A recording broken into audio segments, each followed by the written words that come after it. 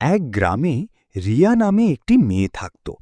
সে খুব দরিদ্র ছিল, কিন্তু খুব সৎ ও পরিশ্রমী। প্রতিদিন সে নদীর ধারে কাঠ কাটতে যেত। কাঠগুলো বেচে সে তার মায়ের সাথে সংসার চালাত।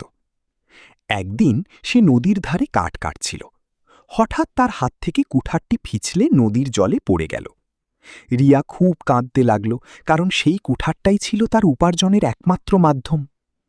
তখন নদের দেবী জলের ভেতর থেকে উঠে এলেন। তিনি জিজ্ঞাসা করলেন, কাঁদছ কেন মা? রিয়া বলল, আমার কুঠারটি জলে পড়ে গেছে, এখন আমি কি করে কাঠ কাটব? দেবী জলে ডুব দিলেন এবং একটি সোনার কুঠার বের করে এনে বললেন, এটা কি তোমার?